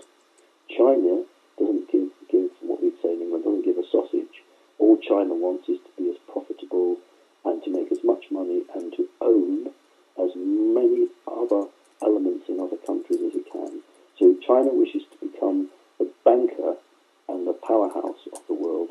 And Russia wants to be the organization or the country that basically takes the position of America. So we can't predict yet because certain things haven't yet happened. All right. What about the revaluation of currencies? Because there's a lot of curiosity about that. And then there are the people that have invested, I guess, greatly in what is called the Iraqi dinar. And I did an interview with Cameron Faley recently, who worked with the Illuminati bankers and is a very interesting man. I don't know if you saw that interview or know of him. No, I haven't, unfortunately. Okay, he's a Muslim, but he's also a very adept with software and has worked he's an Iraqi, a Kurd, and so on. So very interesting man, also a religious scholar as it happens. And he's releasing information that he believes, and he's been tracking, this sort of return of a planet, and thinks that something is going to happen June of 2016 surrounding the Olympics and the return of this planet. You could comment on that, but I'm also curious whether or not, in terms of the currencies, again, Iraqi dinar, anything you know about that sort of thing? Well, there was a plan afoot to some of the gold that was taken off world to use that as a sort of a counterbalance to what Russia and China and the others are doing, and to create a sort of a city-state, a sort of Illuminati paradise, a millionaire's paradise, to a bulwark that you militarily controlled, that had all the resources in the old traditional style, such as oil and water, and that you could then make a fiefdom out of it. And there were, to my knowledge, a number of countries that were looked at. The problem why that's not going to work is that the combined power of China, India, and Russia means that nothing else is going to work. It can't work because China and India have been buying up, and Russia have been buying up as much gold as they can on the market to A, finance their own currency, and B, to deprive other nations from trying to build theirs up. They've been paying over the odds for it. So there's that point. In terms of a devaluation, it wouldn't surprise me if the powers that be cannot prevent a collapse. And let's face it, they'll do everything they can to prevent an economic collapse. But if they can't prevent it, then I think $1 would be worth probably 10 cents. So a huge reduction. But this would be for the first 4 to 6 weeks. And then you've got what people are calling a reset, a proper devaluation, whereby perhaps the dollar would be worth half. So, I don't hold with the potentiality of other countries being used as fiefdoms, and I think that's possibly what this person is referring to. Okay, well, you mean in terms of the Iraqi dinar. I mean, Cameron Faley did talk about a very interesting dynamic that goes on with regard to Iraq trying to get credibility, literally, in the, I guess you may call it the banking system, so that it could have a currency that's backed by something. and that there's a pushback from the Illuminati side that won't allow them to actually get that kind of credibility. Do you know anything about that yourself? Have you heard about this? Yeah, I mean, there have been a number of countries over the last 5 years that have been, their names have been in the frame. Their name has come up as potentially, you're looking at places that have got portals, you're looking at places where certain resources can be brought in, you're looking at an area that has a special history to it, and there are a number of those on the planet where there were plans from both sides to look at that. But everything's changed, because when President Putin signed into law his agreement to the BRICS, there isn't really anything that anybody negative now can do. And that's why they tried to force a third world war, because they've totally run out of options. They can't play games anymore. They're so bereft of any diplomatic opportunities. That's why they're forcing or attempting to force a military option. That just should be the biggest sign to anybody just how bankrupt and empty of any plans these people are. So they're just evil people. They just want to destroy as many ordinary people as they can, so that they can survive in whatever world they think they're going to live in. And the reality is that's not going to be allowed to happen. So a lot of these things that people are reporting are genuine, but they are based on conversations that were had 3, 4, 5 years ago, when such an opportunity had merit. It doesn't have merit anymore, because the game has changed very quickly and the rules and regulations have changed. Okay. Now, there was information in certain sectors that there was already a return of certain Anunnakis, specifically Marduk, and there was a sort of back channel information during the Elenin flyover, so to speak, that he may have been dropped off at that time. Do you know anything about the return of Marduk, and can you talk about that? Yeah, I can talk about it. To my knowledge, no, that hasn't happened. There's a very large department within the Vatican that is tasked with observing and just checking for this very return.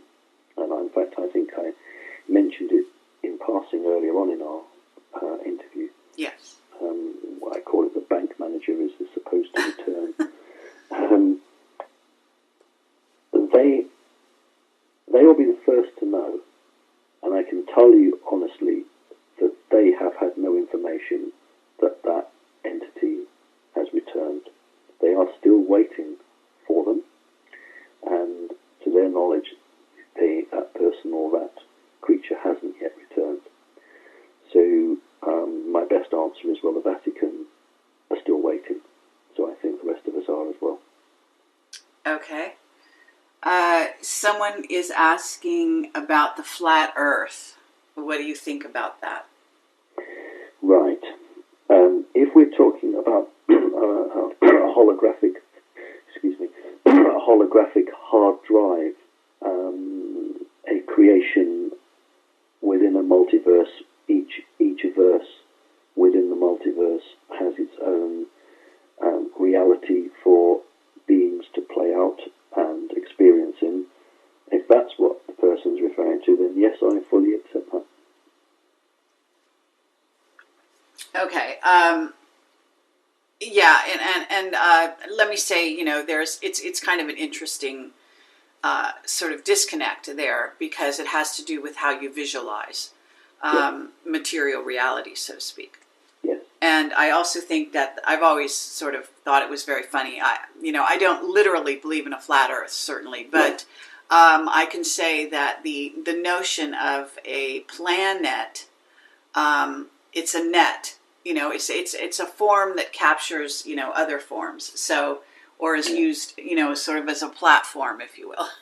So it's. Well, I would just say that many things that we use in our daily lives or have been reinvented or invented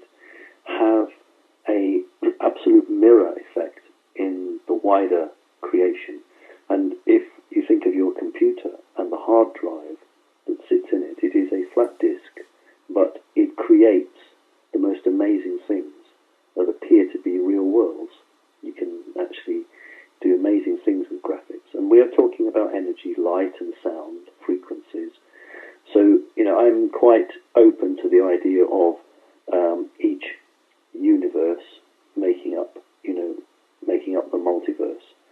Each one having its own hard disk, if I can call it that, and each dimension, that ladder, that rung on the ladder that I talked about earlier, and then those creatures experience within that universe, and then they move up to the next challenge or the next learning curve.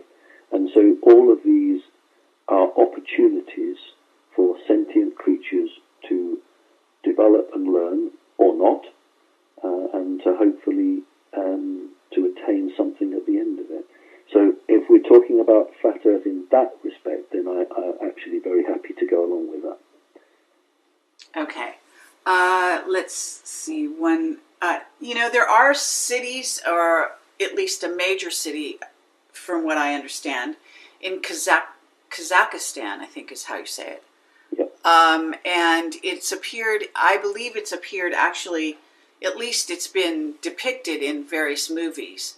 And I find it fascinating. I did hear about it, and I wonder if you know anything about it. Are you referring to Kazakhstan? Yes. Yes, a little bit about it.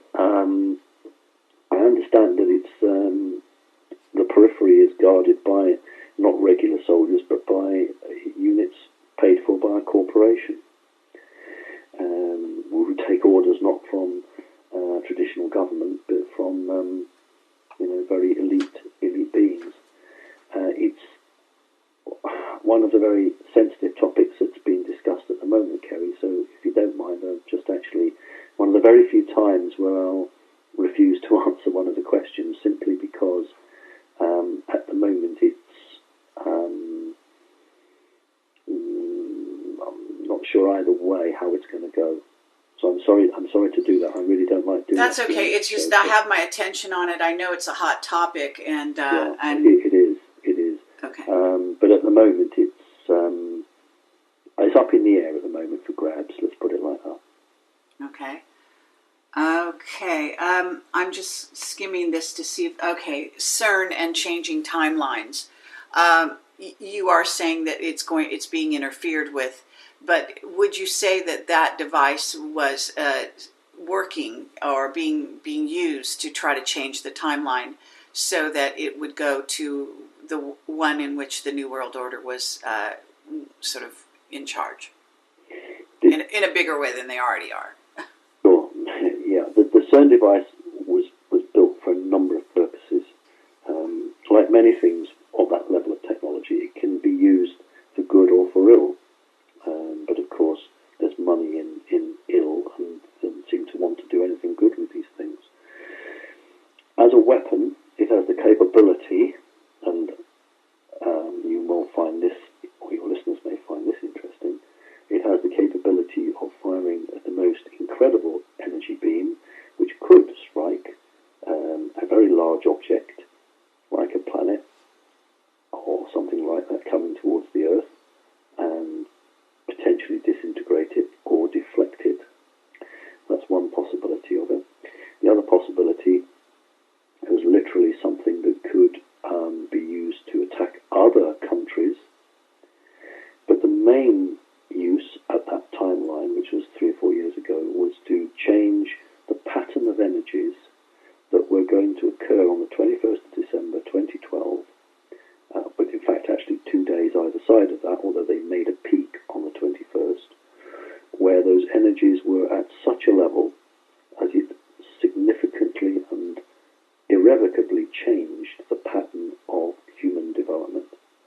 And CERN was built at the specific point at that time to interfere with that and to prevent that happening.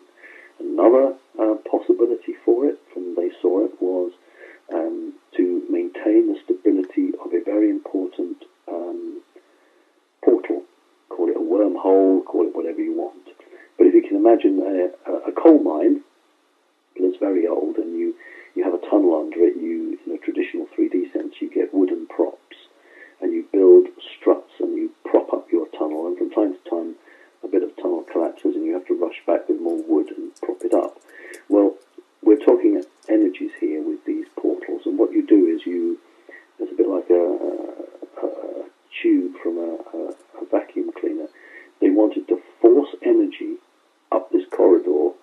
basically fill it full of energy and push the sides out to re-establish this corridor because it's collapsing. It's a major corridor that links the planet Earth, or one part of the Earth, with a very negative area.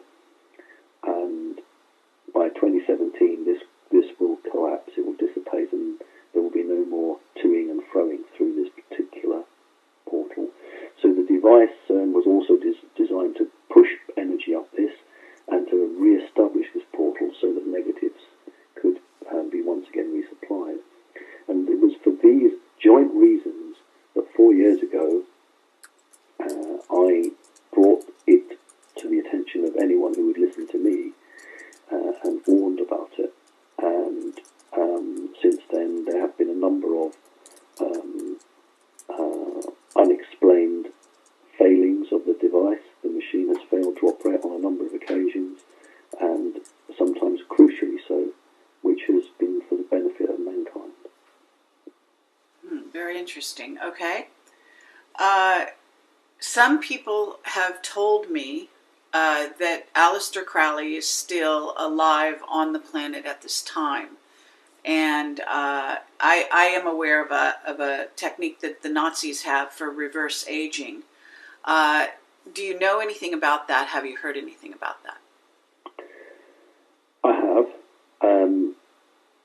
I'm not sure whether it is that or whether it's a clone containing his soul.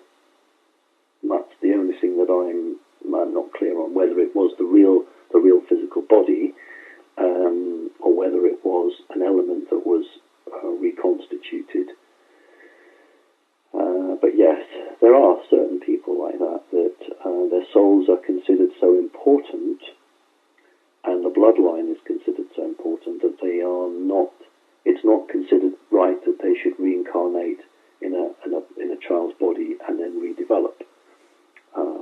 It is considered that they need to be in the set body, the set same body, and they are held back for a certain reckoning or a certain time. As a person like Crowley is a very adept magician, will stop at nothing, has no loyalty except to certain things, and would be a very useful tool for any individual who could maintain him. So, yeah, just another, as far as I'm concerned, another hollow egg that needs to be crushed. Okay, there are some of those other people are also telling me that it's possible that he has actually changed sides, so to speak, that he's not actually following the dark path anymore. Appears that you do not have that opinion. Has anyone, thrown that? I actually have been told that, but I was told it along the lines of that certain people like him had the ability to see into the future and foresaw the future and realised that the side that they were on didn't have a future. So they'd better go and join the other side while they still could. Absolutely. Now, my view is, because I actually believe that as the truth, but sure. My very outspoken crushing of eggs a little while ago was simply because if somebody joins another side because they think that's the winning side, that's not good enough. Somebody's got to change sides because they fundamentally believe that what they did before was wrong, that the organisation or the agency they worked for was wrong, and therefore they want to make a complete different change, and they want to join this particular group, whatever it might be, because they believe that is the right way. Now that is when you do take people on board. But if someone comes to you and says, well, you know what, I think I'd rather be on your side, that's what we call a Trojan horse, where that person then in 5 to 10 years' time might attempt to take over your own organisation. Sure, absolutely. So it needs to be organic, which actually speaks to whether or not indeed it is a clone, and maybe something else is going on there.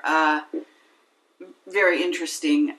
Okay, let's see. I was told by Cameron Faley, who has quite a bit of interesting information. One of the things he was talking about was the wound on the head, that is supposed to be a big deal to the Illuminati, and specifically that there are certain parties that have to have this and are displaying it, in Obama's case, purposely, obviously. And Prince William, I think it is the other person, and Hillary's wound to the head was supposed to be orchestrated so that she could qualify in this sort of small club, which may, if I understand it, relate to the coming of the Antichrist, as some people frame it.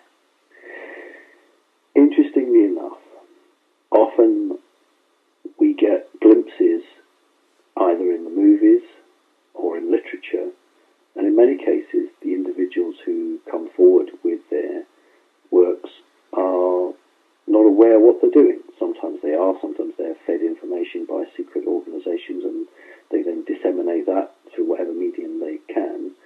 But when J.K. Rowling wrote Harry Potter, she created a character who had a lightning flash on his forehead. And anybody who understands the Bible of the mark of the beast will then begin to put two and two together in terms of certain non-Earth entities or partial Earth entities having certain marks on their heads. So I would say there's a lot of credence with that, yes. Okay. Okay, I'm just looking down this list here, and I know we've kept you for quite a while. We don't really need to go on much longer. I'm looking for good questions in the chat that haven't been covered already, and some people do ask questions that more or less have been covered. So I'm going to sort of skim past those. Let me see. Well, this is interesting. In terms of intervention from the ET races, there is a balance that goes on here, and with what we think of as the free will sector, and whether you're a positively oriented group or you're negatively oriented, and the fact that my understanding is that the positively oriented group really is not at liberty to simply intervene unilaterally. That there has to be a whole process by which they are able to intervene in this sector. Do you want to talk about that? Yeah, I can perhaps put an angle on it that many people haven't understood. Everybody understands the original Star Trek films where they had the first rule where the technologically advanced Star Trek people couldn't change the history or intervene on the planet. It's the Prime Directive. But here's the bit. There is an argument that when a planet population is enslaved and has bad things done to it, in a way, as hard as it is to understand this, that planet population have brought that on themselves. How can 99% of the world's population allow 1% to rule them? Well, they must do it because they let them do it. They've somehow given them permission to do that. Now, I know if we stopped and asked everyone, they'd say, well, I never gave them permission. But the reality is that you didn't stop them. We didn't stop them. So we didn't stop them, so we must have tacitly let them go ahead and do it. And this is the reasoning that an alien race who quite clearly see the truth are very mindful that if they come down and do something over and above the normal run of balancing the books, that they are perhaps taking away the responsibility from the human race. The human race, whether it's Hollywood or whether it's in the workplace or the sports ground, always wants somebody else to come and do the work. Always wants someone else to come in and save the day. If it's not the 7th Cavalry, it's somebody else. And the reality is that the human race is the 7th Cavalry. The human race has to take responsibility for itself and can and must make those changes. And that's what off-world entities are willing the human race to do, to get on and do it.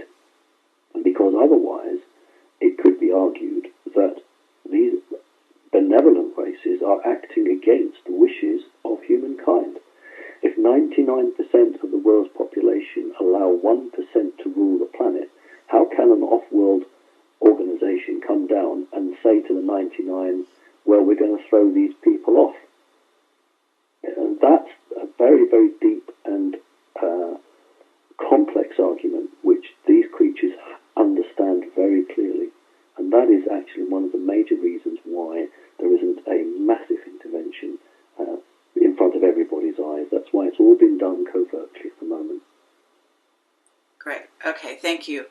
All right. Well, at this moment, I think, that we've been going long enough, and I find people are able to, even for the purposes of putting this on YouTube, which I will be doing as soon as possible. So, they don't have attention spans as long as I would like.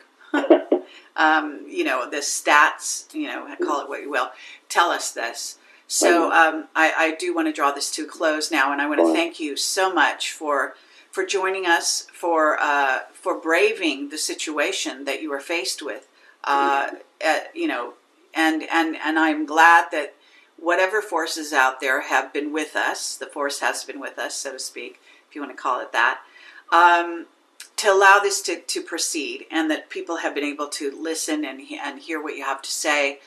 So it's been a great sort of meeting here that we've been able to have with all of the people that are listening in this live environment. And anything else you want to say? Any closing remarks?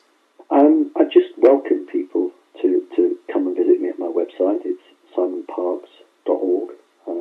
It's not a great big fancy website. It's just something that says, what I'm about and what I can do, and try to put people in touch with people. And it would just be great for anybody who's awake and aware just to come by and just have a look at that.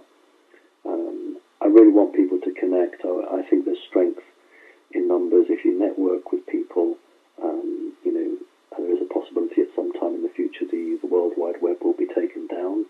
So it would be nice if people can make friendships now that would survive any difficulties. And I would just say to people, look, whatever is going to play out in the 2.5 years ahead of us, it has to be, because what's on the other side is worth attaining. So whatever difficulties we're going to go through in the short term, in the medium and long term, they are worth it, not just for ourselves, but for our children. So have the faith, keep the faith, and be strong. All right. Well, thank you very much, and thank you again for taking the time. Thank you, everyone, for listening, and have a great day. And remember that you all signed up to come and be here and be part of this amazing drama, and so live it, fully and completely. And so thank you again. Okay. Bye-bye. All right. Bye-bye.